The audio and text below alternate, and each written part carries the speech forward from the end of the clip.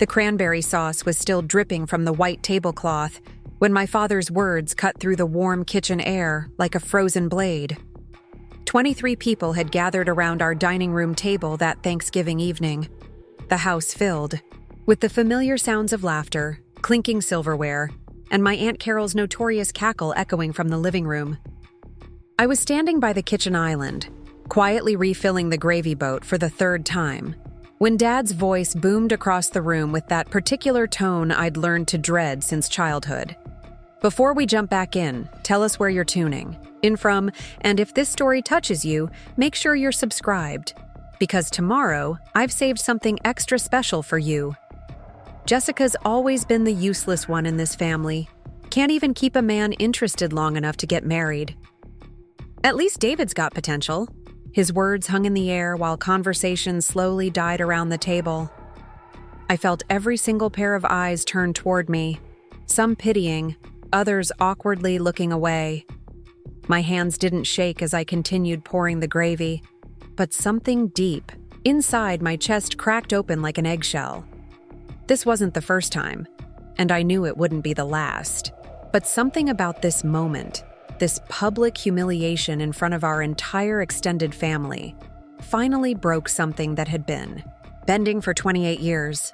I set the gravy boat down with deliberate calm, smiled politely at Uncle Mike, who was staring at his mashed potatoes like they held the secrets of the universe, and walked back to my seat without saying a word.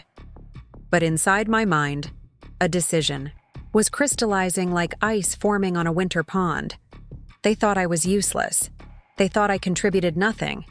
They had no idea that their comfortable retirement, their dream of moving to that Florida condo community, their entire financial future was sitting in investment accounts that I had been managing for the past 6 years. And in that moment, watching my father laugh at his own cruel joke while my brother David smirked from across the table, I realized they were about to find out exactly how useless I really was. My name is Jessica Thompson, though most people call me Jess, and I suppose my story begins long before that devastating Thanksgiving dinner in our Westlake home. I'm 28 years old, a licensed financial advisor working in downtown Cleveland, and for most of my life, I've been the invisible daughter in a family that only had eyes for my younger brother David. While other families might have had golden children, we had David, the perpetual project who could do no wrong even when he was doing everything wrong. Growing up in our traditional 2-story house with its perfectly manicured lawn and white picket fence, I learned early that love in the Thompson family was conditional and unevenly distributed. David, 3 years younger than me, was born with what my mother Linda liked to call creative energy, which was really just code for the fact that he couldn't sit still, couldn't focus, and couldn't be bothered to apply himself to anything that required actual effort. When David brought home report cards filled with C's and D's, Mom would pat his head and say he was just a late bloomer. When I brought home straight A's, Dad would grunt his approval and immediately ask if I'd helped David with his homework. Yet, the pattern established itself early and never wavered. David played video games until 3 a.m. while I studied for my SATs.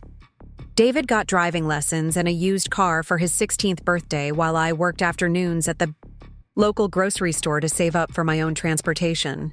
When David crashed that car 6 months later because he was texting while driving, Dad's response was to buy him another one and lecture me about being more supportive of my brother during his difficult time. When I graduated valedictorian from high school, the family celebration lasted exactly as long as it took to eat the sheet cake Mom picked up from the grocery store. When David barely managed to graduate 2 years later, they threw him a party that lasted until midnight. College was where the inequality became truly staggering. My parents had saved money for education, but somehow David's needs always came first. When he decided he wanted to study film production at an expensive private college, Mom and Dad didn't hesitate to write the check. Never mind that he'd never shown any interest in filmmaking before seeing a documentary about successful directors. Never mind that his application essay was 3 paragraphs long and barely coherent. He wanted it, so they made it happen. Meanwhile, I applied for every scholarship I could find, worked 2 part-time jobs, and took out student loans to attend Cleveland State University for their business program. Not because it was my dream school, but because it was what I could afford. David lasted exactly 1 semester at film school before deciding that the professors didn't understand his vision. He came home for Christmas break and simply never went back. Did my parents demand he pay back the $15,000 they'd already spent? Of course not. They told him he was finding himself and that he could take some time to figure out what he really wanted to do. That time stretched into months, then years. He moved back into our basement, converted it into what he called his creative space, complete with multiple gaming systems, a mini fridge, and blackout curtains so he could maintain his nocturnal schedule without interference from natural light. While David was finding himself in the basement, I was grinding through my degree in finance and economics. I'd always been good with numbers, had an intuitive understanding of how money worked, and found genuine satisfaction in creating budgets and investment strategies. My professors noticed my aptitude and encouraged me to pursue additional certifications. I spent my junior year studying for my Series 7 and Series 66 exams, passing both on my first attempt. By the time I graduated magna cum laude, I had already secured an internship at Hartwell Financial Planning, a mid-sized firm in downtown Cleveland with a solid reputation for serving middle-class families. The internship turned into a junior advisor position, which turned into a full client load within 2 years. I discovered I had a gift for explaining complex financial concepts in simple terms, and my clients trusted me because I genuinely cared about their futures. I wasn't trying to sell them products they didn't need or push them into high-risk investments to boost my commissions. I wanted to help people build real wealth slowly and sustainably, the kind of financial security that would let them sleep peacefully at night. Preparing and narrating this story took us a lot of time, so if you are enjoying it, subscribe to our channel. It means a lot to us. Now back to the story. During this time, David cycled through a series of what he called career explorations. He worked at GameStop for 3 months before quitting because the manager didn't respect his expertise. He tried his hand at freelance graphic design, despite having no formal training, and produced exactly 2 logos before declaring that clients don't appreciate true artistry. He spent 6 months convinced he was going to become a YouTube gaming influencer, setting up elaborate recording equipment in the basement and producing videos that never broke double-digit view counts. Each failure was met with understanding and support from our parents, who continued to provide free room and board, while assuring him that he just hadn't found his true calling yet. Meanwhile, I moved into a downtown loft apartment, small but perfectly located for my morning walk to work. I furnished it carefully with pieces I'd saved up for, creating a space that felt unmistakably mine. When I invited my parents over for dinner to show off my new place, Dad's first comment was about the rent being too expensive for such a small space. Mom worried aloud about me living alone in the city, suggesting that maybe I should move back home to save money and help keep an eye on David. They stayed for exactly 45 minutes before claiming they needed to get home to prepare David's favorite dinner because he'd had a particularly discouraging day job hunting. The job hunting, incidentally, was more theoretical than practical. David's approach to employment seemed to involve scrolling through online listings while complaining about how all the available positions were beneath his qualifications. He'd occasionally submit an application for something that caught his interest, usually jobs that required skills he didn't possess or experience he'd never gained. When he didn't hear back, he'd blame it on age discrimination, economic downturns, or employers who just don't recognize talent when they see it. It was during one of these family dinners, listening to David explain why a part-time position at a local marketing firm wasn't worth his consideration, that Dad first approached me about financial advice. He pulled me aside after dinner, looking slightly embarrassed but determined. He and Mom were starting to think seriously about retirement, he said. Dad had been working at Hendrix Manufacturing for over 30 years, moving up from the factory floor to a supervisory position that came with decent benefits and a pension plan. Mom had worked part-time as a school secretary for most of their marriage, contributing to their Social Security credits, but not building substantial savings of her own. They had money sitting in various accounts, Dad explained, but they weren't sure if they were making the smartest choices. A savings account at the local bank, a couple of CDs that were about to mature, some money in Dad's 401k that he'd been contributing to but never really managed actively. They'd been talking about buying that condo in Florida, the one in the retirement community with the golf course and the swimming pool, but they weren't sure if they could afford it. Would I be willing to take a look at their finances and maybe offer some suggestions? I was honestly touched that he'd asked. For the first time in my adult life, my father was acknowledging that I had expertise worth consulting. I agreed immediately, suggesting we set up a proper meeting where they could bring all their financial documents and we could do a comprehensive review.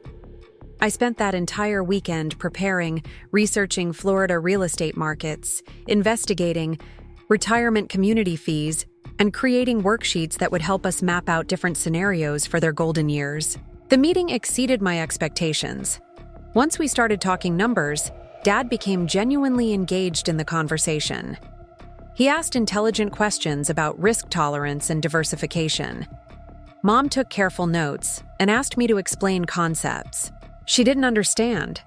For the first time in years, I felt like they were seeing me as a competent adult, rather than the daughter who couldn't seem to get her personal life together according to their standards. What I discovered during that financial review was both encouraging and concerning. The encouraging part was that they'd actually saved more money than they realized.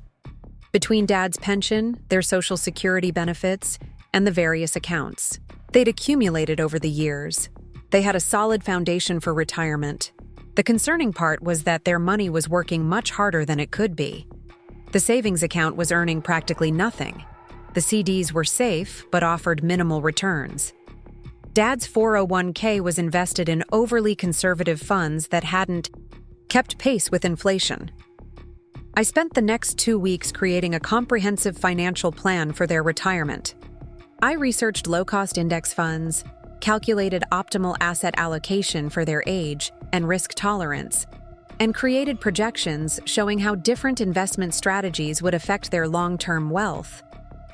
I even drove down to Florida on a weekend to tour retirement communities, taking pictures and gathering information about costs, amenities, and healthcare options. When I presented my findings, both of my parents were amazed.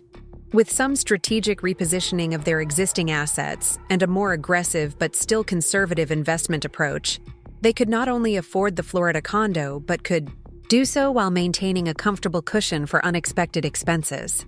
I showed them how compound interest would work in their favor over the next 10 to 15 years, how their money could potentially grow to over $2 million if we managed it carefully. Dad was practically vibrating with excitement.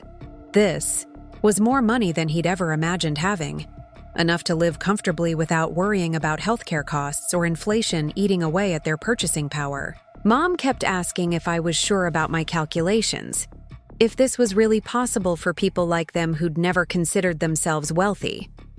I assured them that it was not only possible but probable, provided we stayed disciplined about our investment strategy and didn't panic during inevitable market fluctuations. That's when Dad made the request that would change everything.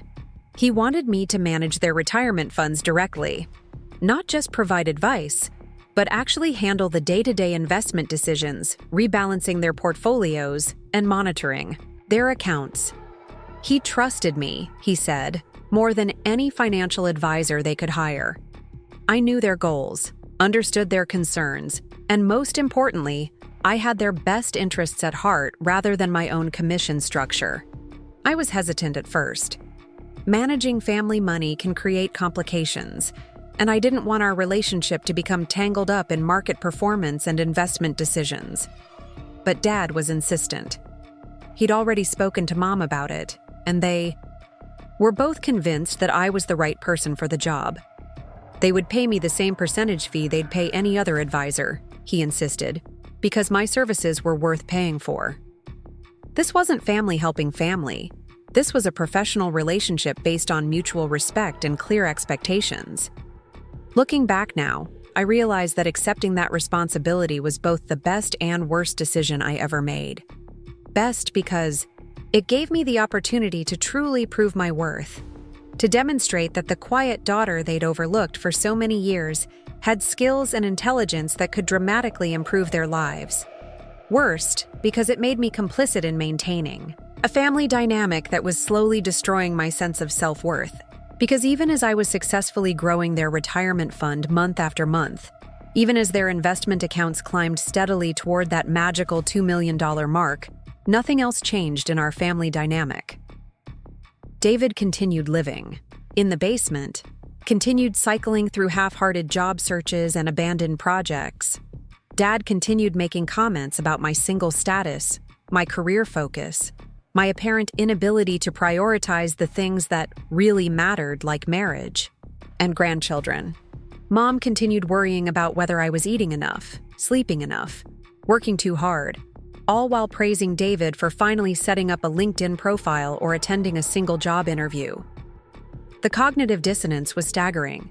During our monthly financial review meetings, Dad would hang on my every word, taking notes about market conditions and asking thoughtful questions about our investment strategy. He'd beam with pride when I showed him how much their accounts had grown, telling Mom that their daughter was a real financial wizard who was going to make sure they lived like kings in retirement. But then, at family dinners or holiday gatherings, he'd make casual comments about my life choices, my priorities, my apparent failure to achieve the milestones he considered important for a woman my age. The money grew steadily over the years. Through careful management, strategic rebalancing, and taking advantage of market opportunities, their retirement fund expanded beyond even my most optimistic projections. We weathered a couple of minor market downturns by staying calm and maintaining our long-term perspective. We celebrated major milestones when their accounts hit significant benchmarks. By the time that fateful Thanksgiving dinner arrived, their retirement fund had reached $1 million, enough to buy their dream condo, live comfortably for decades, and still leave a substantial inheritance for their children. But despite my professional success in managing their financial future, despite the tangible proof of my competence and dedication, I remained the useless daughter in their eyes. The daughter who couldn't find a husband. The daughter who worked too much and socialized too little. The daughter who didn't understand what really mattered in life. While David, who hadn't held a steady job in 3 years and was still living in their basement at age 25, remained their beloved son who just needed the right opportunity to show the world his potential. The foundation of injustice in our family wasn't built overnight. It was constructed brick by brick through decades of small moments, each one seemingly insignificant on its own, but together forming an unshakable structure of favoritism that would have made ancient royalty proud. Every family has its unspoken hierarchies, but the Thompson household elevated inequality to an art form that would have impressed sociologists studying dysfunctional family dynamics. From the moment David could walk and talk, he became the center of our family's universe. Not because he was particularly gifted or charming, but because he demanded attention in ways that I never learned to do. Where I was naturally quiet and observant, David was loud and insistent. Where I found satisfaction in completing tasks and meeting expectations, David created drama that required constant parental intervention. Mom and Dad interpreted his neediness as evidence of his sensitive nature, while my independence was seen as proof that I didn't require their attention or support. The earliest memory I have of this dynamic playing out was during a family vacation to Cedar Point when I was 8 and David was 5. We'd saved for months for this trip, and Mom had spent weeks planning every detail. David threw a tantrum in the hotel room that morning because he wanted to wear his Spider-Man costume to the amusement park, and Mom had packed regular clothes for all of us. Instead of explaining why a costume wasn't practical for a day of riding roller coasters, Dad drove to 3 different stores until he found a Spider-Man t-shirt that would satisfy David's demands. Meanwhile, I had mentioned weeks earlier that I was excited to try the bumper cars, but when we finally got to the park, David decided he was scared of them. So we skipped that ride entirely, along with several others that might have upset him. I spent most of that vacation watching my parents cater to David's changing moods, while my own interests were dismissed as less important. This pattern repeated itself constantly throughout our childhood. David's soccer practices took priority over my piano recitals. His school projects became family affairs, with Mom staying up late to help him build dioramas and Dad driving to craft stores for last-minute supplies, while my science fair projects were met with casual encouragement and the expectation that I'd handle everything myself. When David struggled with reading in 3rd grade, they hired a tutor and rearranged the family schedule around his sessions. When I tested into the gifted program in 5th grade, they signed the permission slip, but never attended any of the parent meetings or special events. The academic disparities became even more pronounced as we entered high school. David bounced between different social groups, never quite finding his place, but always convinced that his lack of popularity was everyone else's fault. He'd come home complaining about teachers who didn't understand his learning style, classmates who were too immature to appreciate his humor, and coaches who played favorites instead of recognizing his natural athletic ability. Mom would listen sympathetically and offer suggestions for how he could better navigate these challenges. Dad would nod knowingly and share stories about his own high school struggles, reassuring David that the best people often face the most obstacles. Meanwhile, I was quietly excelling in every area I touched. I maintained a 4.0 GPA while participating in debate team, student government, and volunteering at the local animal shelter. I won academic awards, received recognition for community service, and was accepted into every college I applied to. But my achievements were treated as expected rather than celebrated. Good grades were what smart kids got, after all. Leadership positions were just what responsible students did. Scholarships were nice, but they were really just proof that I was good at playing the system. The most infuriating part wasn't the lack of recognition for my successes, though that certainly stung.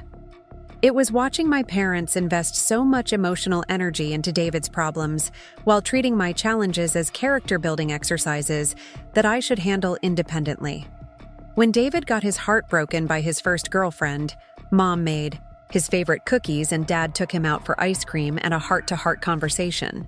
When my long-term relationship ended during my senior year, leaving me devastated just weeks before graduation, Mom told me that I was strong enough to get through it and that heartbreak was just part of growing up. College applications revealed the financial disparity that had been building beneath the surface for years. Mom and Dad had been saving for our education since we were babies, they assured us, and they wanted us both to have the opportunities they never had. But when it came time to make decisions, David's wants somehow always outweighed my needs. He wanted the full college experience at a prestigious private school with a beautiful campus and strong alumni network. Never mind that his grades barely qualified him for admission or that he had no clear idea what he wanted to study. The experience was what mattered, Mom insisted. He needed to find himself. Dad agreed. And finding yourself apparently required a tuition bill that would consume most of their education savings. I, on the other hand, was encouraged to be practical. Cleveland State was a perfectly good school, they reminded me. I'd still get an excellent education, and the money we saved could help ensure that David had everything he needed to succeed. Besides, I was responsible enough to make the most of any opportunity, while David needed the additional support and structure that a more expensive school could provide. The logic was circular and infuriating, but arguing would have labeled me as selfish and unsupportive of my brother's dreams. So I watched $15,000 disappear into David's failed film school adventure while I took out student loans and worked multiple jobs to cover my expenses. I watched my parents worry constantly about whether David was eating well, making friends, and keeping up with his classes, while my own college experience was something I navigated entirely alone. They called him twice a week to check in, and sent care packages filled with his favorite snacks.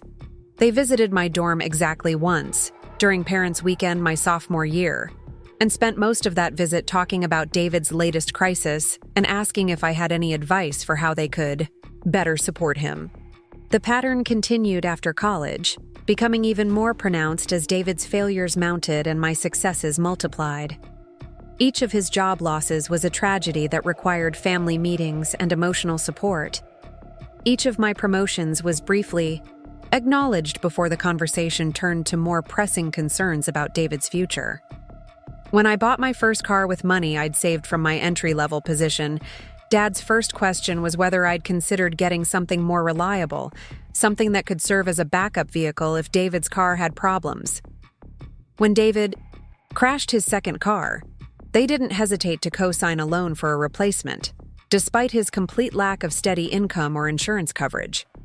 The basement renovation was perhaps the clearest symbol of how thoroughly my parents had embraced their roles as David's permanent support system. What started as a temporary arrangement while he figured out his next steps became an elaborate project to create a comfortable living space where he could pursue his various interests without the pressure of adult responsibilities. They installed new flooring, added better lighting, and even ran a separate cable line so his gaming setup wouldn't interfere with their television viewing upstairs.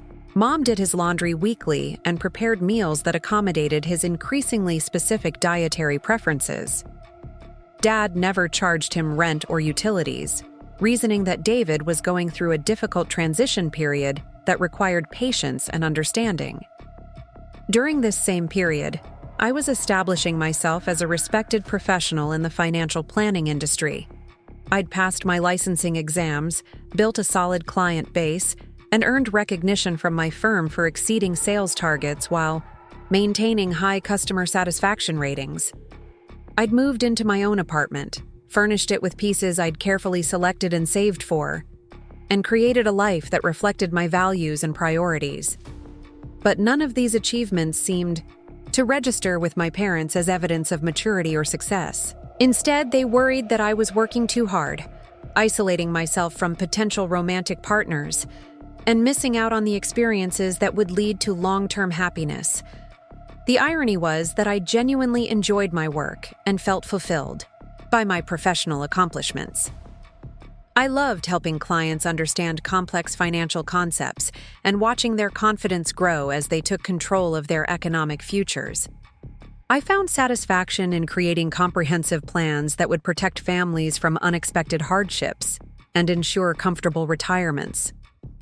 My clients trusted me because I listened carefully to their concerns and designed strategies that aligned with their actual goals rather than pushing products that would generate higher commissions. But my parents interpreted my career focus as evidence of some deeper problem. Successful women got married and had children, they believed. Career achievement was fine as a backup plan, but it shouldn't come at the expense of building a family. They worried that I was becoming too independent, too set in my ways, too focused on professional goals that wouldn't provide the emotional fulfillment that came from marriage and motherhood.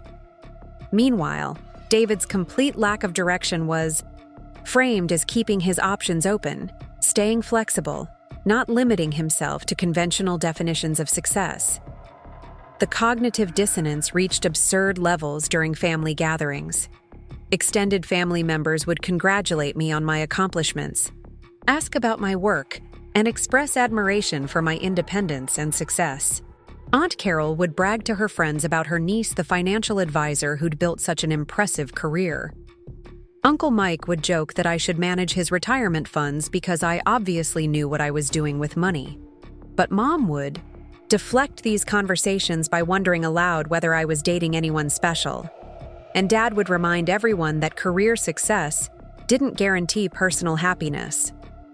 David, meanwhile, would sit quietly during these exchanges, neither defending my achievements nor acknowledging his own lack of progress. He'd developed a strategy of appearing thoughtfully contemplative when asked about his plans, as if he was carefully considering multiple attractive options rather than avoiding responsibility.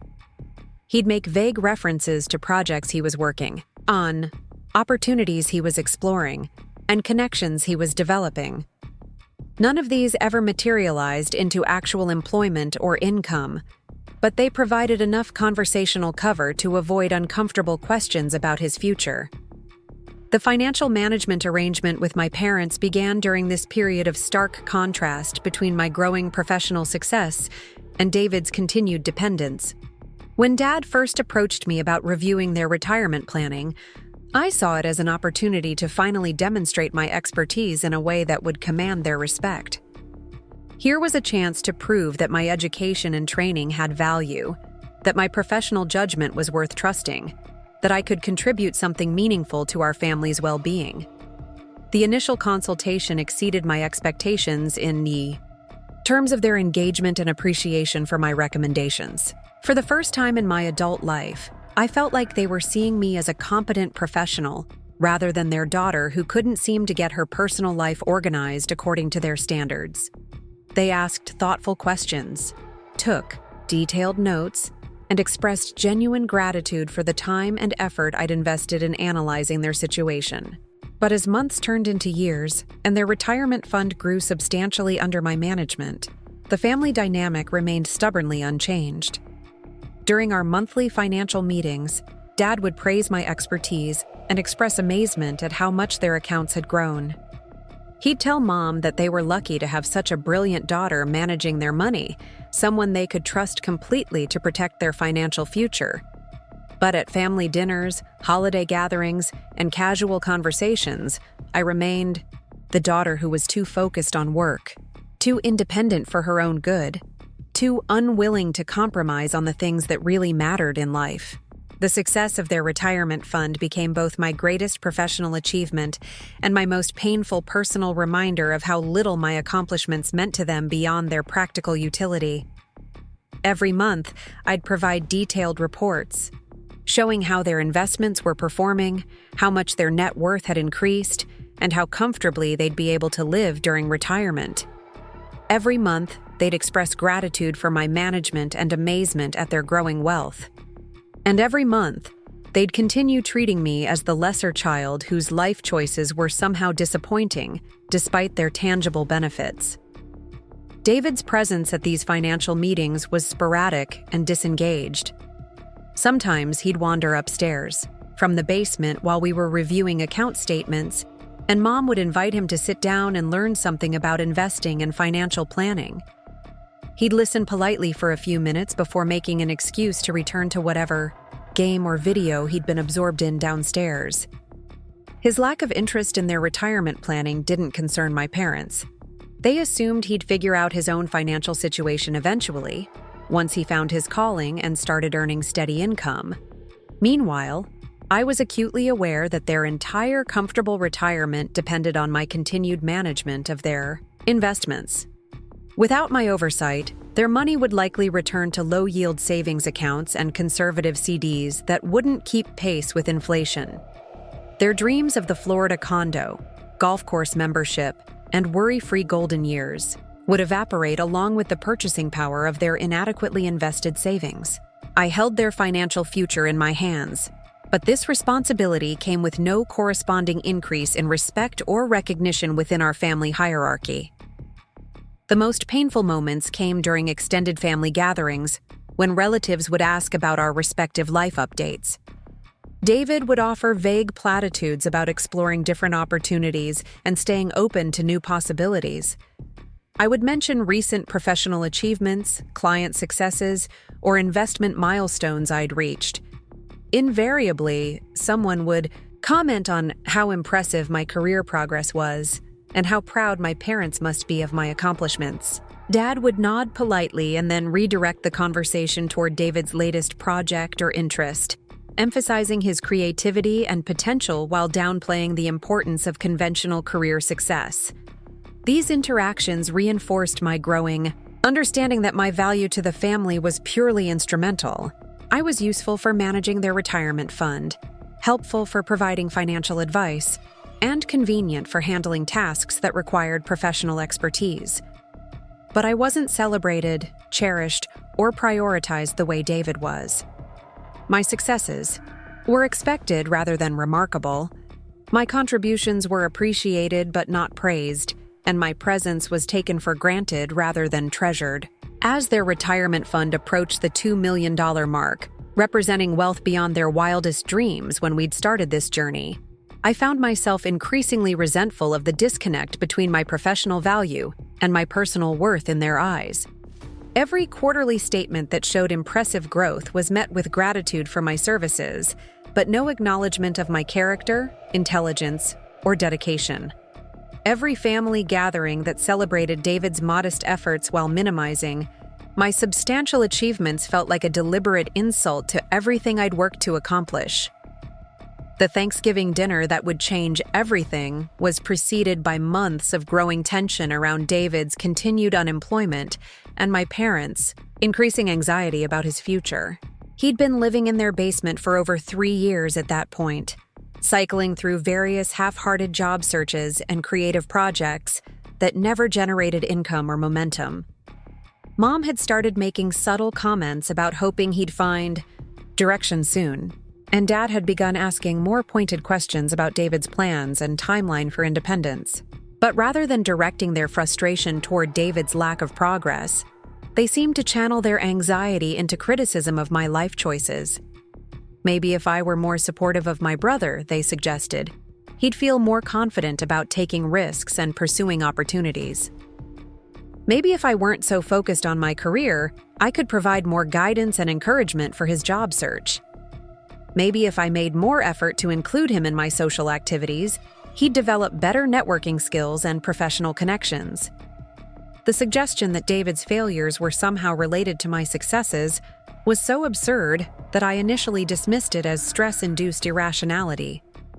But as these comments became more frequent and pointed, I realized that my parents genuinely believed there was some connection between my independence and his dependence, my achievements and his struggles, my ability to support myself and his inability to launch a meaningful adult life.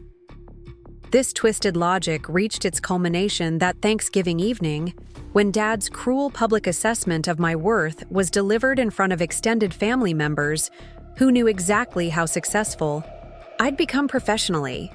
The humiliation wasn't just personal, it was a deliberate undermining of my reputation and accomplishments in front of people whose opinions mattered to me. Aunt Carol had bragged about my career to her friends. Uncle Mike had asked for my business card to share with colleagues who needed financial planning services. Cousin Ashley had mentioned considering a career change into finance because I'd made it look so rewarding and achievable.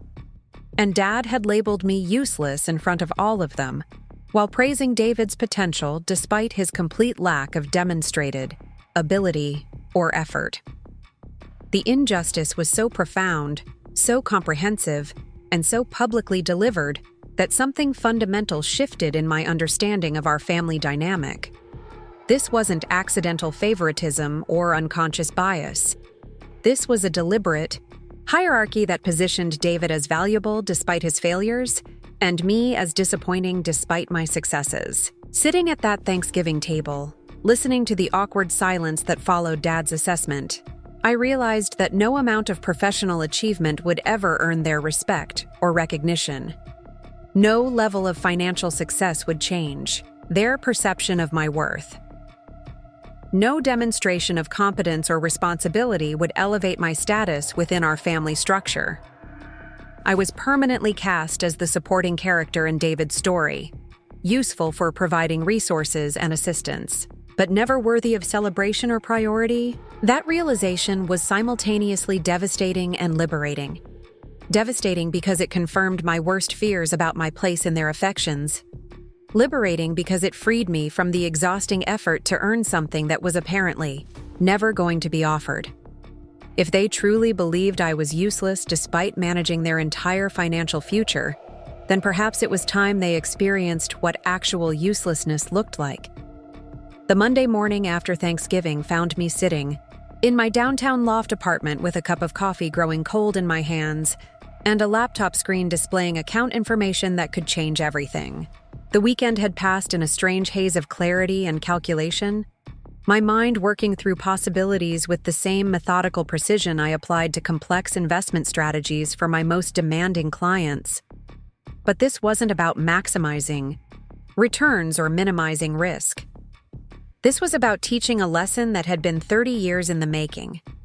I'd spent Sunday researching the legal intricacies of what I was contemplating, reading through the power of attorney documents my parents had signed years earlier, and reviewing the investment management agreements that governed our professional relationship. Everything was meticulously documented, every authorization properly notarized, every contingency carefully considered. Dad had insisted on making our arrangement as formal and legally binding as possible, partly to ensure I was properly compensated for my services, but mostly to demonstrate his complete trust in my professional judgment. That trust, ironically, was about to become the instrument of their education. The power of attorney was comprehensive, granting me full authority to make investment decisions, transfer funds between accounts, and execute any financial transactions I deemed appropriate. For their retirement planning, it had been Dad's idea to make the language so broad, reasoning that market opportunities sometimes required quick action, and he didn't want bureaucratic delays to cost them money. He'd wanted me to have complete flexibility to manage their portfolio, without requiring his signature or approval for every transaction. I called my assistant Monica first thing Monday morning and asked her to clear my calendar for the afternoon. I had some personal financial matters to handle, I explained, and I needed several hours without interruption.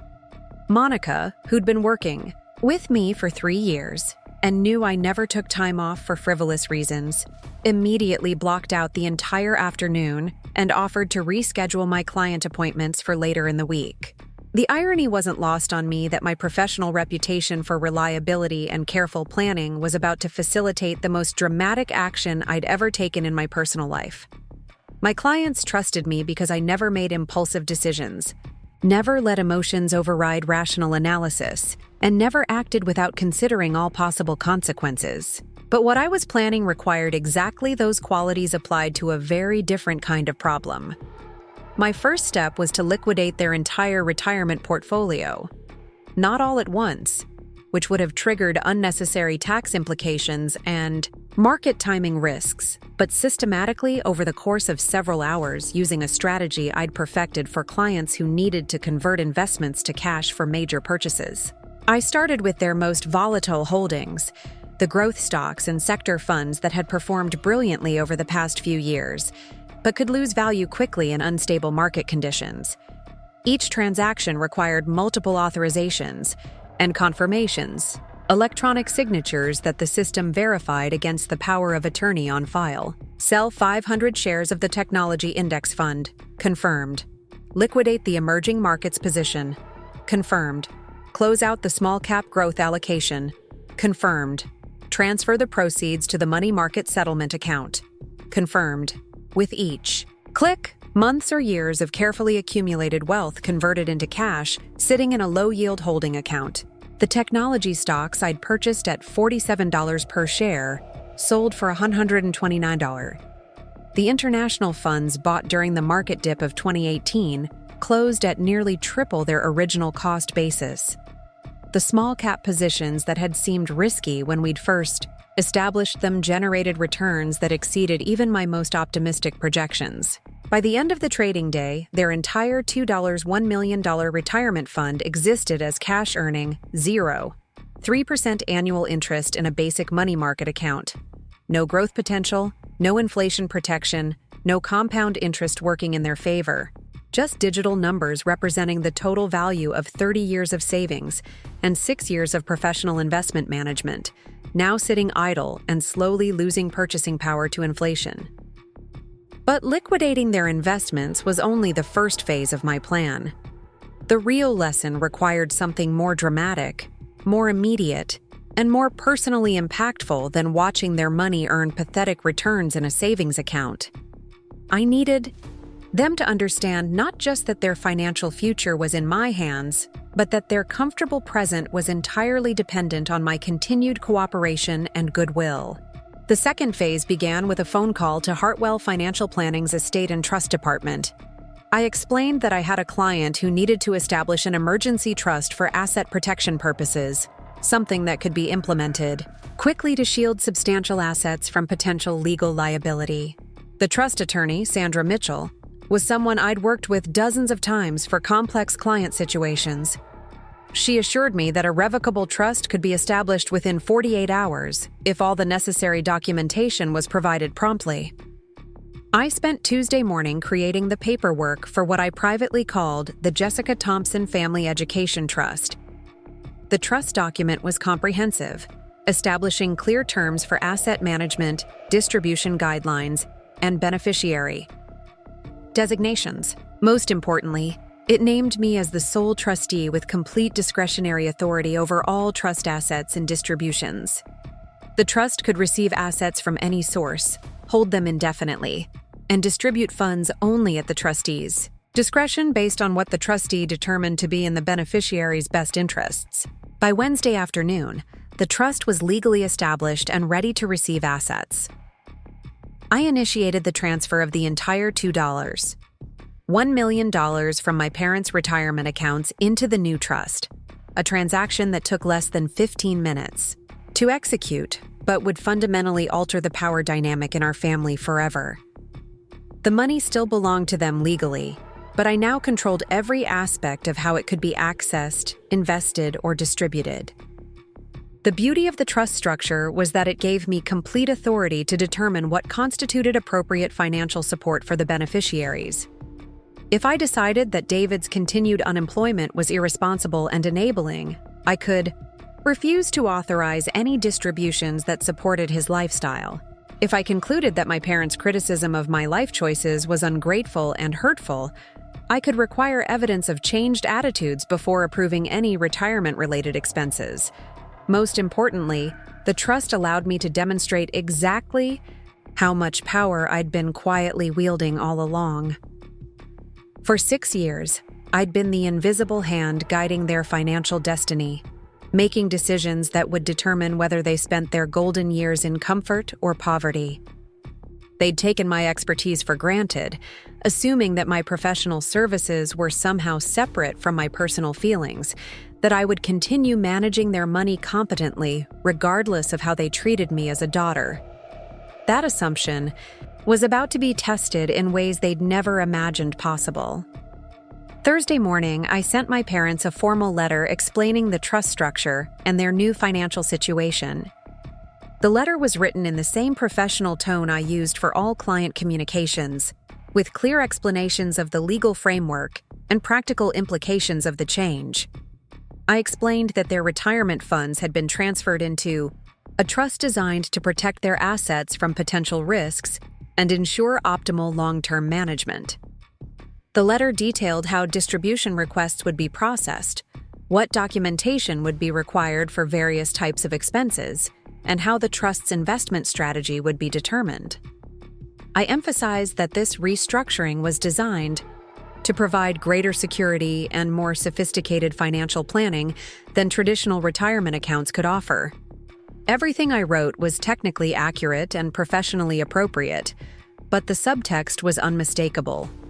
I now controlled their money completely. I also included a comprehensive questionnaire that they needed to complete before any distributions could be approved. The questionnaire asked for detailed information about their monthly expenses, lifestyle goals, family priorities, and relationship dynamics. Questions about how they valued different family members' contributions, how they defined success and usefulness, and how they planned to support their adult children's ongoing development. The questionnaire was my favorite part of the entire strategy. Every question was carefully crafted to force them to articulate the attitudes and assumptions that had shaped our family dynamic for decades. Do you believe that all children should be treated equally regardless of their achievements? How do you define a meaningful contribution to family well-being? What role should adult children play in supporting their parents' retirement security? How important is professional expertise compared to other personal qualities? I mailed the letter on Thursday afternoon, ensuring it would arrive on Friday when they'd have the entire weekend to absorb its implications. I spent Friday at work, handling my regular client responsibilities, focusing on quarterly reviews and year-end tax planning with the same calm professionalism I'd maintained throughout this entire process. None of my colleagues had any idea that I'd just executed the most elaborate financial chess move of my career. Friday evening, my phone started ringing. First Mom, her voice shaky and confused as she tried to understand what the letter meant and why they needed to fill out such extensive paperwork to access their own money. Then Dad, angry and demanding explanations for why I'd made such dramatic changes without consulting them first. Then David, surprisingly, calling from the basement to ask if this meant their financial situation had changed and whether it might affect his living arrangements. I didn't answer any of the calls. Instead, I spent Friday night at my favorite restaurant downtown, enjoying a leisurely dinner while my phone buzzed constantly with increasingly frantic messages. The salmon was perfectly prepared. The wine selection was excellent, and the atmosphere was peaceful in a way that my family interactions had never been. For the first time in months, I felt genuinely relaxed and in control of my circumstances. Saturday morning brought a series of text messages that escalated from confusion to concern to outright panic. Mom wanted to know if there was some kind of emergency that required moving their money. Dad demanded that I call him immediately to explain what was happening. David asked if he needed to start looking for a job right away because something about their financial situation had changed. I responded to each message with the same brief reply. Please complete the questionnaire and submit it for review. All questions will be addressed during the evaluation process. Sunday afternoon, they showed up at my apartment unannounced. I watched through my window as Dad paced back and forth on the sidewalk, while Mom sat in their car looking distressed. David emerged from the back seat carrying what appeared to be the questionnaire, presumably filled out and ready for submission. They stood outside my building for 20 minutes, occasionally looking up at my windows and discussing what appeared to be their strategy for this confrontation. I made fresh coffee and settled into my reading chair with a book I'd been meaning to finish. I could hear them in the hallway outside my door, debating whether to knock or ring the doorbell. Dad's voice getting louder as his frustration mounted. Eventually, Mom's gentle knock echoed through my apartment, followed by her tentative voice calling my name and asking if we could please talk about the situation. The questionnaire needs to be submitted in writing, I called through the door. Once it's been reviewed and processed, we can schedule an appointment to discuss distribution requests. Dad's response was immediate and explosive. He shouted about this being his money, his retirement, his right to access funds he'd worked 30 years to accumulate. He threatened to call lawyers, banks, and regulatory agencies to report whatever fraudulent scheme I was running. He demanded that I open the door immediately and explain myself like a reasonable adult instead of hiding behind legal technicalities and bureaucratic nonsense. Mom tried a different approach, her voice breaking as she pleaded with me to help her understand what had gone wrong and how they could fix it. She apologized for anything they might have done to upset me, promised they could work through whatever problems existed, and begged me to reconsider whatever decisions I'd made about their financial arrangements. David, surprisingly, said nothing. I could hear him breathing near the door, but he didn't add his voice to their appeals or demands. Perhaps he was beginning to understand that his comfortable basement lifestyle depended entirely on my cooperation, and antagonizing me further wouldn't improve his situation. After about 30 minutes of pleading, threatening, and negotiating with my closed door, they finally left. I watched from my window as they walked slowly back to their car, Dad gesturing angrily while Mom dabbed at her eyes with a tissue. David trailed behind them, still carrying the questionnaire and looking more thoughtful than I'd seen him in years. Monday morning, the completed questionnaire arrived at my office via certified mail. 18 pages of detailed responses to my carefully crafted questions, filled out in Mom's neat handwriting with Dad's aggressive amendments scrawled in the margins. Reading through their answers was both illuminating and infuriating, confirming many of my suspicions about their attitudes while revealing new depths of self-justification and rationalization. Question: how do you define meaningful contributions to family well-being? Mom's response: love, support, encouragement, and being there for each other during difficult times. Dad's addendum: some people contribute money, others contribute heart. Both are important. Question: what qualities do you most value in your adult children? Mom's response: kindness, loyalty, family commitment, and willingness to help others. Dad's addendum: character matters more than career success. Question: how should family members support each other during challenging periods? Mom's response: with patience, understanding, and whatever resources we can share. Dad's addendum: family comes first, always. Every answer reinforced the narrative they'd constructed to justify their treatment of David and me. His unemployment wasn't a failure of responsibility or initiative. It was a challenging period that required patience and support. His lack of contribution wasn't selfishness or laziness. It was a different way of showing love and commitment. My professional success wasn't evidence of competence or dedication. It was just one narrow definition of achievement that didn't encompass more important qualities like character and loyalty. Most revealing were their responses to questions about financial responsibility and retirement planning.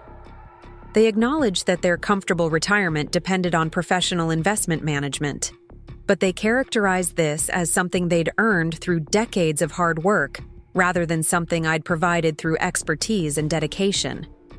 They recognized that their financial security required ongoing oversight and decision-making, but they described this as a service they were paying for rather than a gift I was giving them. The cognitive dissonance was stunning. They wanted me to continue managing their money with the same competence and care I'd demonstrated for 6 years, but they refused to acknowledge that this competence and care reflected personal qualities worthy of respect and appreciation.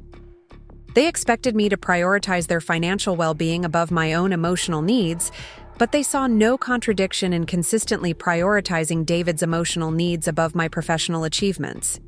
Tuesday afternoon, I drafted my response to their questionnaire submission. The letter was formatted like a formal trust evaluation, complete with sections analyzing their responses, identifying areas of concern, and outlining recommendations for moving forward. I explained that the trust review process had revealed several troubling patterns in their attitudes toward family relationships and financial responsibility. Specifically, I noted their apparent belief that some family members should provide resources and services without expecting equivalent recognition or respect in return. I observed their tendency to characterize one adult child's unemployment as a temporary challenge, while treating another adult child's career success as somehow less valuable than undefined personal qualities. I highlighted their assumption that professional expertise should be available to them regardless of how they treated the professional providing those services. Based on these findings, I continued, the trust would implement a graduated distribution system designed to encourage more balanced and respectful family dynamics. Initial distributions would be limited to essential expenses only, with additional funds released as beneficiaries demonstrated improved understanding of reciprocal respect and appreciation. The letter concluded with a requirement for weekly family counseling sessions to be attended by all parties and facilitated by a licensed therapist specializing in family systems and communication patterns. Trust distributions would remain severely limited until meaningful progress was documented in these sessions, with the timeline for full distribution reinstatement to be determined based on demonstrated behavioral changes. I mailed the letter on Wednesday, scheduled the first counseling appointment for the following Tuesday, and then did something I hadn't done in months. I turned off my phone and spent the evening in complete peace, reading and listening to music without worrying about family drama or financial responsibilities. The strategic beauty of requiring counseling was that it forced them to confront their attitudes and behaviors in front of a neutral third party who could identify the patterns I'd been trying to address for years. They couldn't dismiss my concerns as oversensitivity or ingratitude when a licensed professional was asking the same questions and observing the same dynamics. Moreover, The counseling requirement ensured that any reconciliation would be based on genuine understanding and change, rather than temporary desperation motivated by financial pressure. They could apologize and promise to do better, but maintaining access to their retirement funds would require sustained effort to develop healthier relationship patterns. The trust structure gave me something I'd never had before: leverage. For the first time in our family's history, my well-being and satisfaction were directly connected to their comfort and security. They could no longer take my services for granted, while treating my feelings as irrelevant. They could no longer assume that I would continue sacrificing my emotional needs to meet their financial expectations. Most importantly, the entire arrangement forced them to confront the reality of how much power I'd been quietly wielding all along. Their comfortable retirement, their financial security, their dreams of the Florida condo, everything they'd planned for their golden years depended on my continued cooperation and competence. For 6 years, I'd been making decisions that could make them wealthy or leave them struggling, and they'd never bothered to consider what might happen if I decided their treatment of me was unacceptable. Now they were about to discover exactly how much influence the useless daughter actually possessed. The first family counseling session was scheduled for a Tuesday evening at Dr. Patricia Hensley's office in Beechwood, a suburb halfway between my downtown loft and my parents' Westlake home. I'd specifically chosen Dr. Hensley after researching therapists who specialized in family systems therapy and had extensive experience with adult children and aging parents navigating complex relationship dynamics. Her credentials were impeccable, her approach was evidence-based, and most importantly, she had a reputation for refusing to enable dysfunctional patterns regardless of which family member was paying for the sessions.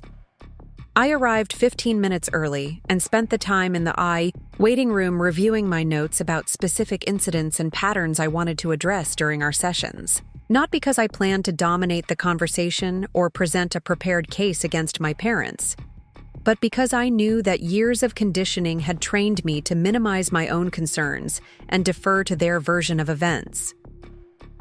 Having concrete examples written down would help me maintain clarity about my experiences when faced with their inevitable attempts to reframe the narrative. My parents arrived exactly on time, with David shuffling behind them looking like he'd rather be anywhere else in the world. Mom was carrying a small notebook, apparently prepared to take notes or document whatever insights emerged from the session. Dad wore his most serious expression, the one he typically reserved for important business meetings or conversations with authority figures. David had managed to find clothes that weren't pajamas or gaming attire, though he still looked uncomfortable in anything approaching business casual. Dr. Hensley welcomed us into her office, a warmly lit space with comfortable seating arranged to encourage open conversation rather than confrontational positioning. She began by explaining her approach to family therapy, emphasizing that her role was to facilitate honest communication rather than take sides or assign blame. She outlined ground rules for respectful dialogue, established confidentiality parameters, and asked each of us to briefly describe what we hoped to accomplish through counseling. Mom spoke first, her voice slightly trembling as she explained that she just wanted her family to be close again. She didn't understand why there was so much tension and conflict, and she hoped that counseling could help us work through whatever misunderstandings had created distance between us. She loved both of her children equally, she insisted, and couldn't bear the thought that either of us felt unsupported or unappreciated. Dad's contribution was more defensive, framing the situation as a communication breakdown that had been blown out of proportion. He acknowledged that perhaps some things had been said that were hurtful, but stressed that families sometimes say things in anger that they don't really mean. He wanted to resolve whatever issues existed so that we could move forward as a united family, supporting each other through life's challenges without letting minor disagreements create permanent divisions. David mumbled something about wanting everyone to get along and not really understanding why we couldn't just go back to how things used to be. He seemed genuinely confused about his role in the family dynamics, as if he'd never considered that his behavior and choices might affect other people's feelings or experiences. His contribution to the opening discussion lasted less than 30 seconds and included multiple variations of, "I don't know," and "whatever everyone else wants." When Dr. Hensley asked for my perspective, I took a deep breath and tried to articulate 30 years of accumulated frustration in a way that would sound rational rather than petulant. I explained that I felt like my contributions to the family were consistently undervalued, while my brother's lack of contribution was consistently excused. I described the pattern of being expected to provide resources and support without receiving equivalent respect or recognition. I outlined my concerns about being taken for granted professionally while being criticized personally for choices that had actually been highly successful. Dr. Hensley listened carefully to each of our opening statements, occasionally asking clarifying questions or requesting specific examples of the patterns we were describing. Her questions were neutral but penetrating, designed to help us examine our assumptions and explore the underlying beliefs that shaped our interactions. The first major breakthrough came when she asked my parents to describe their proudest moments as parents. Mom immediately launched into a story about David's high school graduation, emphasizing how worried they'd been about whether he'd be able to complete his diploma and how relieved and proud they felt when he walked across that stage. Dad added details about the graduation party they'd thrown, the relatives who'd come to celebrate, and how emotional the moment had been for their entire family. When Dr. Hensley asked about their proudest moments related to me, there was a noticeable pause. Mom eventually mentioned my college graduation, but in much less detail and with considerably less enthusiasm. Dad referenced my professional success, in general terms, acknowledging that I'd built a good career and become financially independent, but neither of them could recall specific moments of pride or celebration related to my achievements with anything approaching the detail and emotion they'd demonstrated when discussing David's graduation. Dr. Hensley let the disparity speak for itself, simply observing that it seemed like different types of achievements generated different levels of parental pride and celebration. She asked if we'd noticed this pattern and how it might affect family relationships over time. The second significant moment came when she asked David to describe his understanding of how families support each other during difficult periods. His response revealed the depth of his self-centeredness in ways that were shocking even to me. He talked about families helping each other through tough times, but all of his examples involved other people helping him. His parents providing housing and financial support during his job searches. His sister offering career advice and networking, connections. Extended family members giving him encouragement and understanding when his various projects didn't work out. When Dr. Hensley asked for examples of how he'd supported other family members during their difficult periods, David looked genuinely confused. He struggled to identify any situations where he'd provided meaningful assistance to anyone else, eventually offering vague references to being there and listening without being able to articulate specific instances or actions. The most revealing exchange occurred when Dr. Hensley asked my parents to explain their decision-making process around financial support for their adult children. Dad launched into a detailed justification for why David's needs were more urgent and deserving of assistance. David was going through a transitional period, he explained. David needed time and space to figure out his direction without the pressure of immediate financial responsibilities. David had a creative and sensitive personality that required different types of support than more conventional career paths. When she asked about their approach to financial support for me, Mom explained that I'd never really needed help because I was naturally independent and capable. They'd always known I would figure things out on my own, she said, and they didn't want to insult my intelligence or competence by offering assistance I didn't require. Dr. Hensley's next question cut straight to the heart of their rationalization. How did you determine that Jessica didn't need support, and how did you verify that your assumption was accurate? The question hung in the air like a challenge, forcing them to confront the possibility that their different treatment of their children was based on assumptions rather than actual needs or requests. Mom's response was telling. She admitted that they'd never actually asked me if I needed or wanted support. They'd simply observed that I seemed to be handling everything successfully and concluded that intervention wasn't necessary. Dad added that I'd never complained or asked for help, which they'd interpreted as evidence that I was satisfied with the level of support I was receiving. The circular logic was breathtaking. They'd provided less support because I hadn't asked for it, but I hadn't asked for it because I'd learned that asking was futile and that their resources were already committed to David's various needs. They'd interpreted my self-reliance as evidence that I didn't value family support, when in reality my self-reliance was a survival strategy developed in response to the lack of available family support. Dr. Hensley guided us through several exercises designed to help each family member understand the other's perspectives and communication styles. One exercise involved each person describing their version of the same family events, revealing how dramatically our interpretations of shared experiences could differ. My parents remembered David's college departure as a bittersweet milestone, acknowledging their anxiety about his readiness for independence while celebrating his willingness to pursue higher education. They remembered my college departure as a smooth transition, noting their confidence in my ability to succeed academically and professionally. I remembered both departures very differently. David's college send-off had been an elaborate production, involving shopping trips for dorm supplies, multiple family meetings about course selection and campus resources, and ongoing discussions about how to support him emotionally during his adjustment period. My college preparation had been largely self-directed, with minimal parental involvement in practical planning, and little discussion about the emotional aspects of leaving home.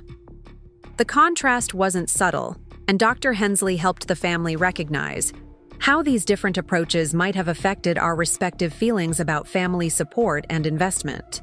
She asked my parents to consider how their different levels of involvement might have been interpreted by each child, and whether their assumptions about our needs and preferences had been based on actual communication or unexamined beliefs. Another powerful exercise involved role reversal, with each family member articulating another person's perspective on contentious issues.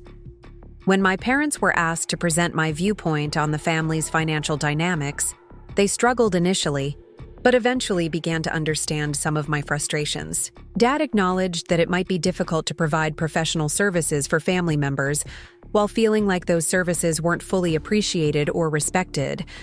Mom recognized that it could be hurtful to have your expertise valued in business contexts while being criticized for personal choices in family contexts. When David was asked to articulate my perspective, his response was surprisingly insightful.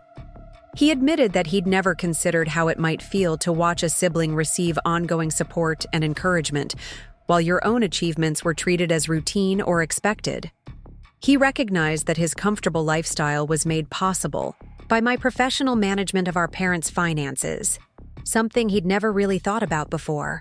The most emotionally charged moment of that first session came when Dr. Hensley asked each family member to identify specific behaviors or patterns they were willing to change to improve family relationships.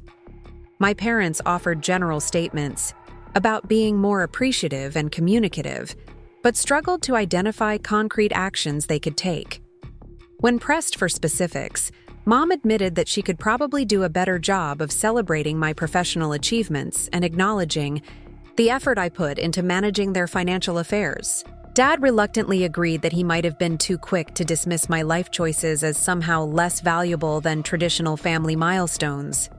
David's commitment was the most surprising.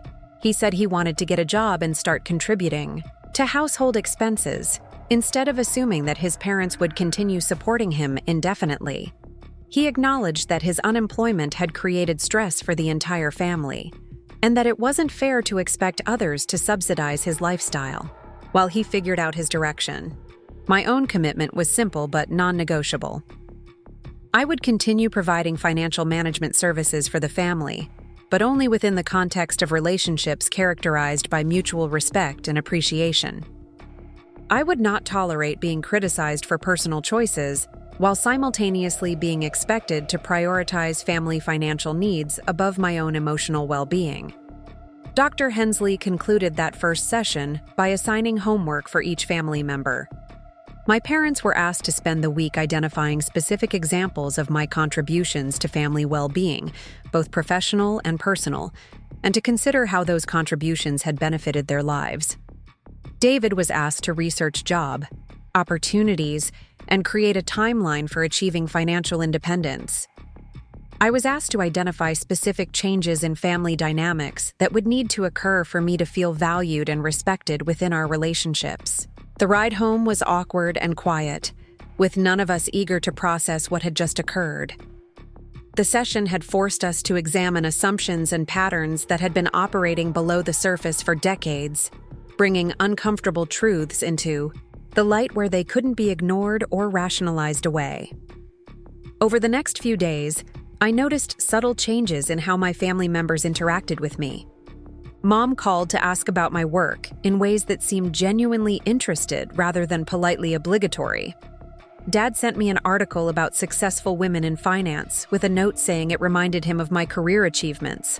David actually emerged from the basement to have a real conversation about job search strategies and career planning. But the real test would come in our subsequent counseling sessions, when the initial insights from Dr. Hensley's interventions would need to translate into sustained behavioral changes and improved relationship patterns. The second session, scheduled for the following week, focused on communication patterns and conflict resolution skills. Dr. Hensley had each of us practice expressing needs and concerns using I statements rather than accusations or generalizations. She taught us techniques for active listening and validation, helping us understand the difference between agreeing with someone's position and acknowledging their feelings. The third session explored family roles and expectations, examining how childhood dynamics had evolved into adult patterns that no longer served anyone's needs effectively. Dr. Hensley helped my parents recognize how their protective instincts toward David had inadvertently created dependency rather than resilience, while their confidence in my capabilities had sometimes translated into emotional neglect. By the fourth session, we were making genuine progress in understanding each other's perspectives and motivations. David had actually applied for several jobs and scheduled multiple interviews.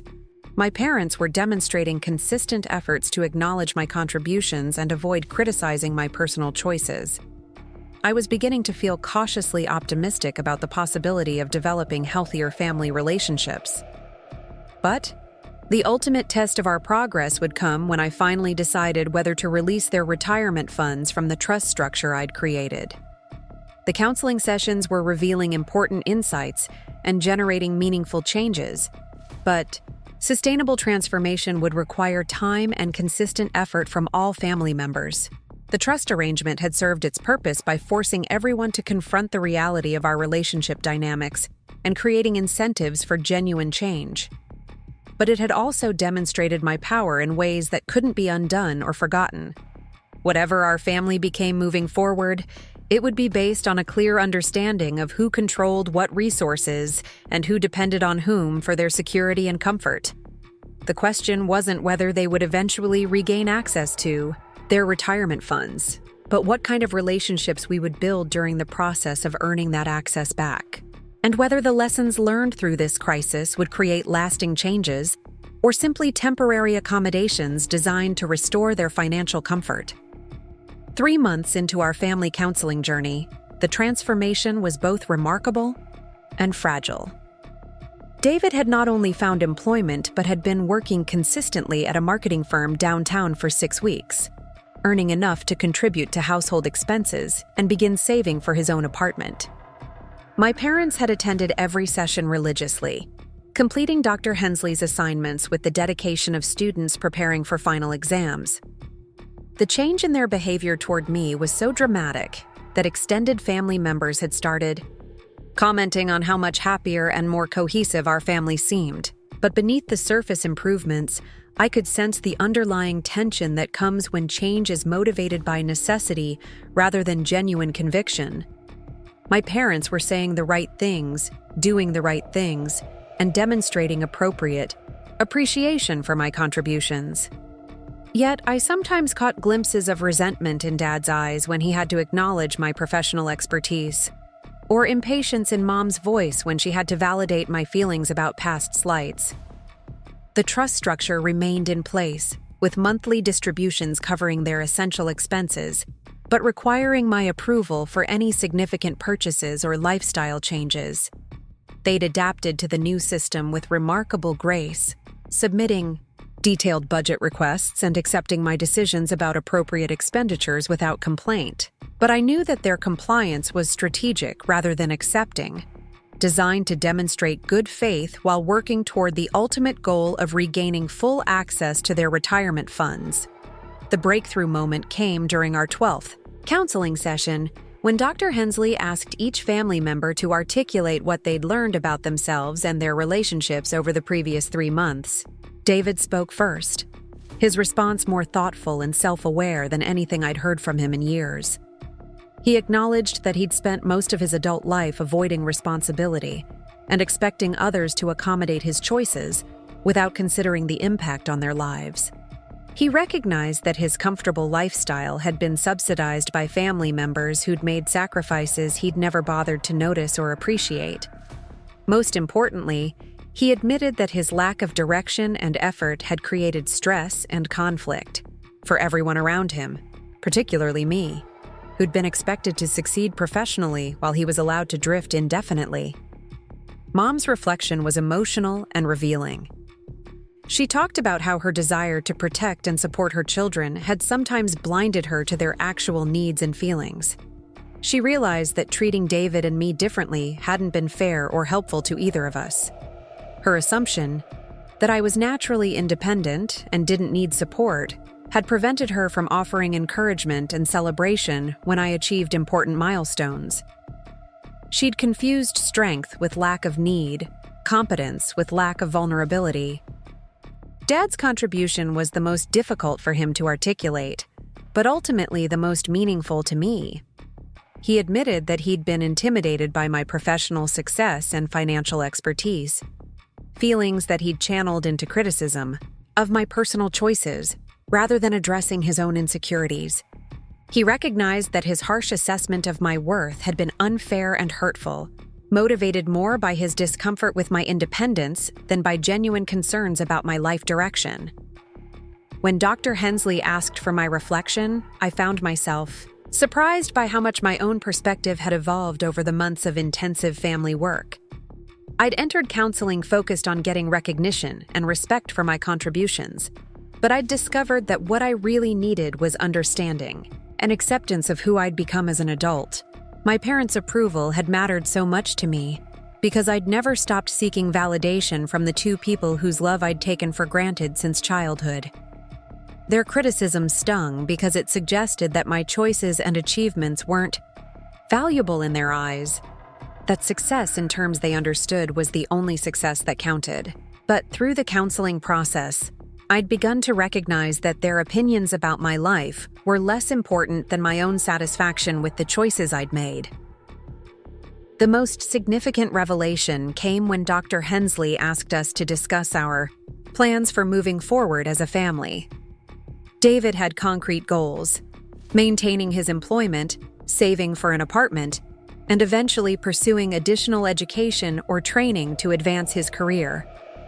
My parents had specific commitments: treating their adult children with equal respect and appreciation, supporting our individual paths without imposing their own expectations, and communicating openly about their needs and feelings rather than making assumptions. But my own plans were more complex and contingent. I was willing to continue providing financial management services for the family, but with clearly defined boundaries about professional respect and personal criticism. I wanted to maintain close relationships with my parents, but only within the context of mutual appreciation and support. Most importantly, I needed ongoing evidence that the changes we'd achieved through counseling would persist after their financial access was restored. That's when I announced my decision about the trust structure and their retirement funds. Rather than simply releasing the money and hoping our improved dynamics would continue, I proposed a graduated transition that would test the sustainability of our progress while providing safeguards against regression. Over the next 6 months, I would incrementally transfer portions of their retirement funds back to accounts under their direct control. Each transfer would be contingent on continued counseling participation and demonstrated maintenance of the relationship improvements we'd achieved. If our family dynamics remained healthy and respectful throughout the transition period, full financial independence would be restored by the end of the year. However, if old patterns re-emerged, if criticism and favoritism returned, or if anyone reverted to taking my services and contributions for granted, the remaining funds would stay in trust indefinitely. This wasn't a punishment or manipulation, I explained, but a recognition that sustainable change requires time and consistent practice. My parents' response to this proposal revealed how much they genuinely absorbed from our counseling experience. Instead of arguing about the timeline or protesting the conditions, Dad acknowledged that my concerns were reasonable and that proving lasting change would benefit everyone.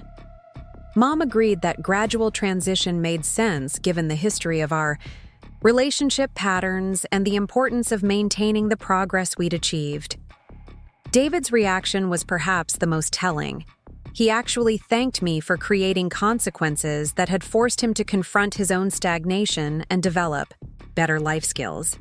He recognized that without the crisis I'd precipitated, he might have continued drifting indefinitely while our family relationships deteriorated around his inaction. The first transfer occurred 3 months later, returning $400,000 to a retirement account under my parents' direct control.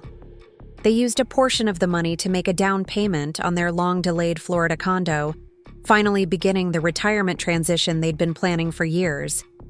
But they also asked me to continue managing the majority of their investments, now as a paid professional service rather than a family obligation. The second transfer happened 2 months after that, another $500,000 that gave them substantial financial flexibility while keeping the remainder in trust as insurance against relationship regression. By this point, our family dynamics had stabilized into patterns that felt sustainable rather than performative. David had been promoted at his job and moved into his own apartment. My parents had adjusted to treating me as both their daughter and their financial advisor, respecting my expertise while appreciating my personal qualities. The final transfer took place just before Christmas, nearly a year after that devastating Thanksgiving dinner that had precipitated this entire transformation. As I processed the paperwork to release the remaining $2 million into their retirement accounts, I reflected on how dramatically our family had changed and how much I'd learned about my own power and worth.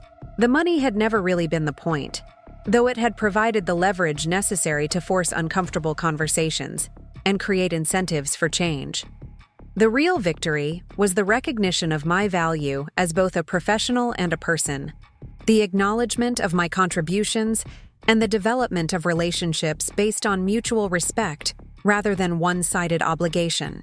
6 months after regaining full control of their retirement funds, my parents moved to Florida as planned.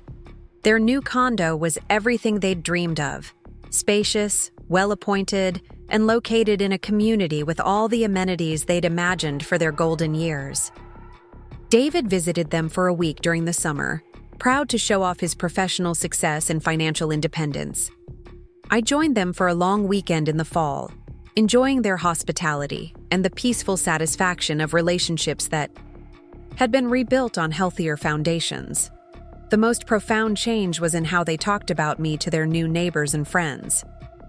Instead of introducing me as their daughter who worked in finance, they introduced me as their daughter, the financial advisor who had made their comfortable retirement possible.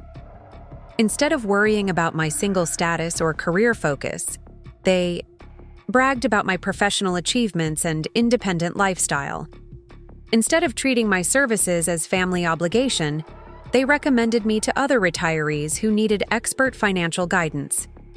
David's transformation was equally dramatic, but differently motivated. His employment had evolved into a career he genuinely enjoyed, with responsibilities that challenged him and colleagues who respected his contributions. He'd discovered that he actually had valuable skills in digital marketing and client communication, abilities that had been dormant during his years of drift and avoidance. Most importantly, he'd learned to take pride in supporting himself and contributing to others' success, rather than expecting others to support and accommodate him. The relationship between David and me had also evolved in unexpected ways.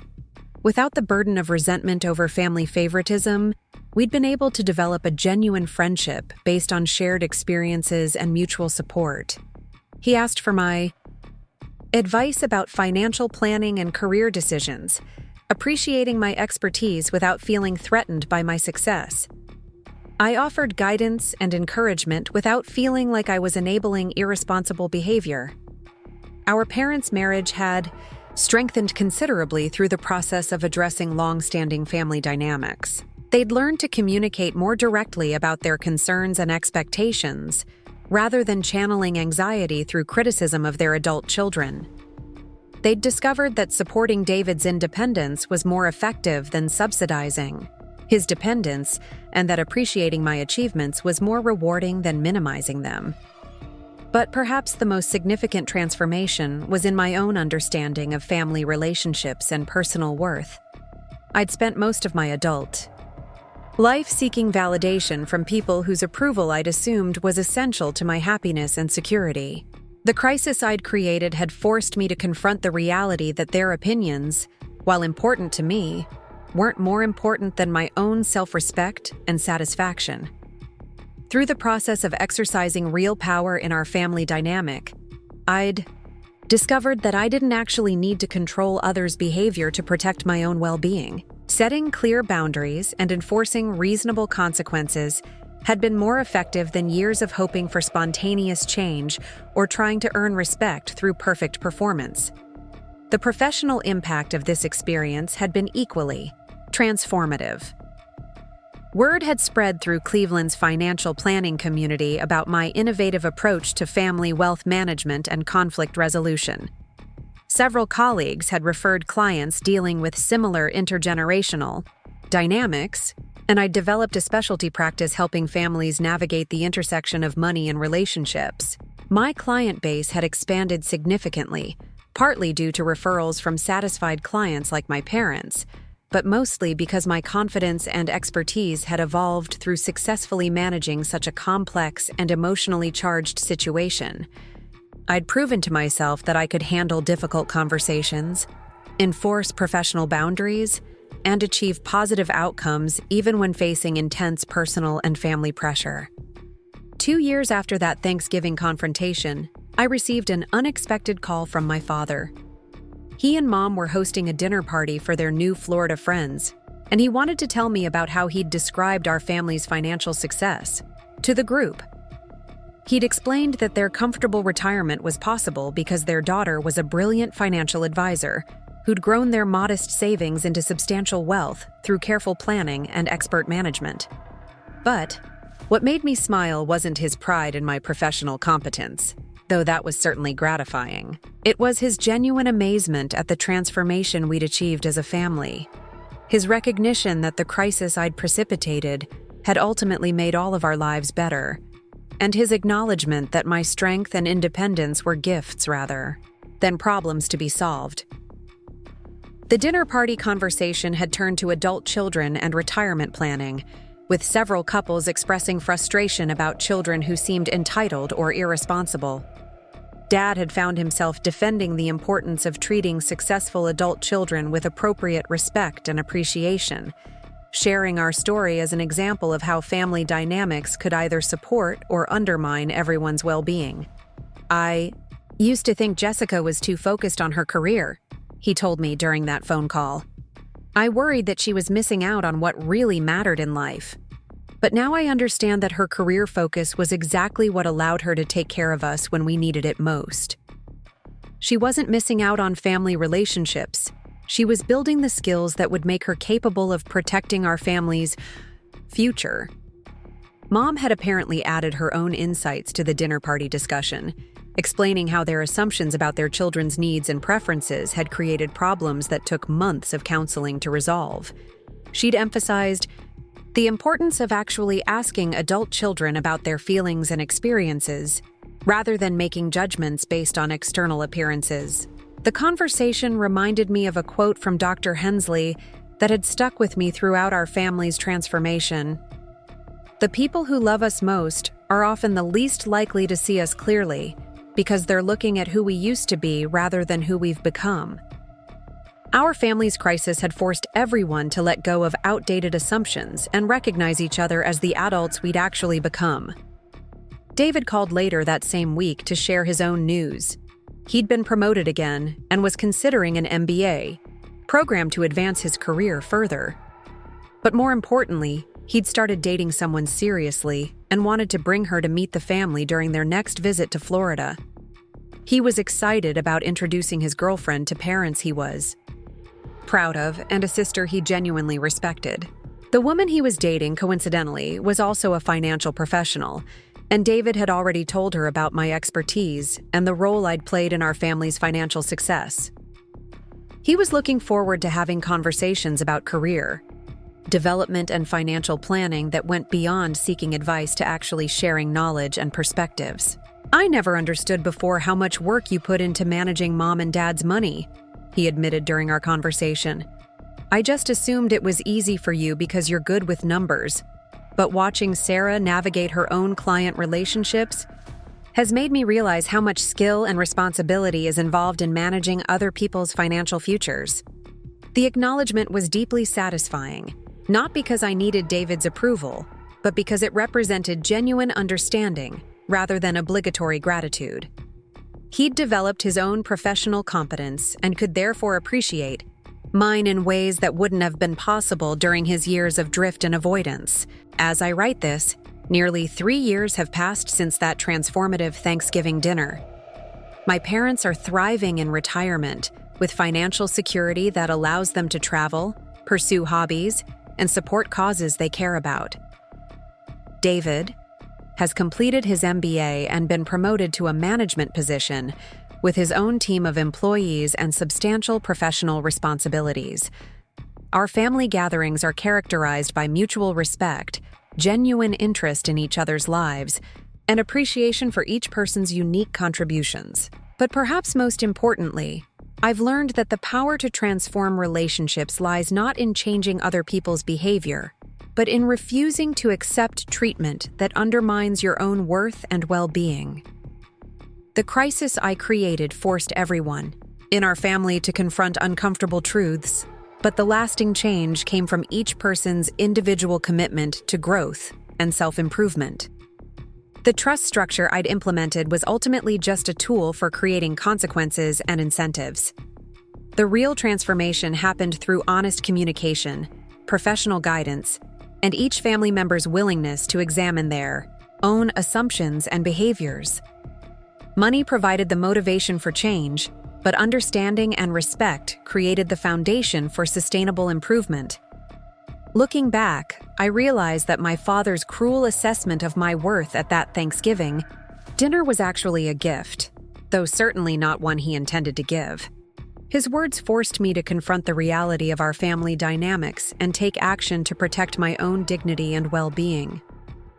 Without that moment of clarity, I might have continued accepting inadequate treatment while hoping for spontaneous improvement that would never have materialized. The young woman I was before that Thanksgiving would have absorbed his criticism, questioned her own worth, and redoubled her efforts to earn recognition that was never going to be freely given. The woman I became through this experience understands. That respect is not something you can earn from people who are determined to withhold it, but something you can demand through clear boundaries and consistent enforcement of reasonable standards. My parents' retirement fund reached $2.7 million last quarter, representing continued growth under my professional management and their disciplined spending habits. But the real measure of our success isn't financial. It's the quality of relationships we've built and maintained since that crisis forced us to confront our dysfunctional patterns. David recently asked me to be the financial advisor for his own retirement planning, recognizing that building wealth requires the same kind of long-term strategy and professional expertise that had served our parents so well. I agreed, but with the understanding that our professional relationship would be separate from our personal relationship, and that mutual respect would be a non-negotiable requirement for both. The most surprising outcome of this entire experience has been how it changed my approach to all of my relationships, not just family ones. I've become much more direct about expressing my needs and expectations, much more willing to enforce boundaries when people attempt to take advantage of my competence or generosity, and much more confident in my own judgment about what treatment I'm willing to accept. These changes have improved my professional relationships, my friendships, and even my romantic life in ways I never expected. When you stop accepting inadequate treatment from the people who are supposed to love you most, you naturally develop higher standards for how everyone else treats you as well. The Florida condo has become a gathering place for our extended family, with aunts, uncles, and cousins visiting regularly to enjoy my parents' hospitality and the beautiful retirement community they'd worked so hard to afford. During these gatherings, I've noticed how differently my parents talk about their children's achievements and how much more balanced their pride and attention have become. Uncle Mike mentioned during his last visit that he'd never seen my parents so happy and relaxed, or their relationships with their adult children so positive and supportive. Aunt Carol commented that our family seemed to have figured out something that many families struggled with: how to maintain close relationships while respecting each person's independence and individuality. The truth is that we hadn't figured anything out on our own. We'd required professional intervention, financial leverage, and months of intensive work to address patterns that had been decades in the making. But we'd been willing to do that work, and we'd been committed to maintaining the improvements once they were achieved. Dr. Hensley had warned us that family change is often temporary unless it's actively maintained through ongoing effort and attention. Many families revert to old patterns once the crisis that motivated change has passed, she'd explained. Sustainable transformation requires vigilance and commitment from everyone involved. Our family has beaten those odds so far, but I remain realistic about the ongoing effort required to maintain healthy relationships. The trust structure is gone, but the lessons it taught us about power, respect, and mutual appreciation continue to guide our interactions. The counseling sessions have ended, but the communication skills and self-awareness we developed continue to serve us well. Most importantly, the experience taught me that being the useless daughter in someone else's narrative doesn't define your actual worth or potential. Sometimes the people who love us most are the least capable of seeing our value clearly, trapped by their own assumptions and expectations. But that limitation belongs to them, not to us. The financial advisor who manages nearly $3 million in family assets while building her own successful practice is the same person who was called useless at a family dinner 3 years ago. The difference isn't in my competence or character, which remained constant throughout. The difference is in my willingness to accept inadequate treatment and my understanding of my own power to create change. Today, I'm planning my own Thanksgiving dinner for this year, hosting my parents, David and his girlfriend, and several close friends in my downtown loft. The menu will be different, the location will be different, and most importantly, the family dynamics will be completely transformed from that devastating evening 3 years ago. But I'll always remember that Thanksgiving as the moment when everything changed, when the quiet daughter finally found her voice, and when a family learned the difference between love and respect.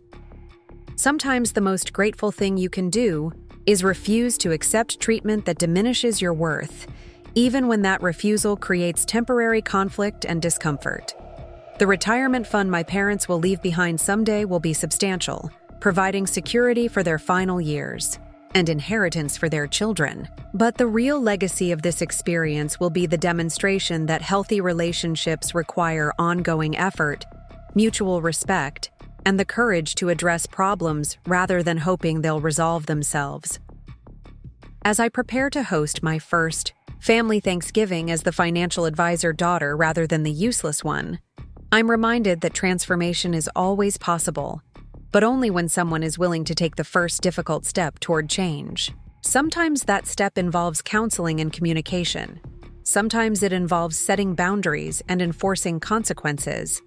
And sometimes it involves demonstrating exactly how valuable the useless person actually is.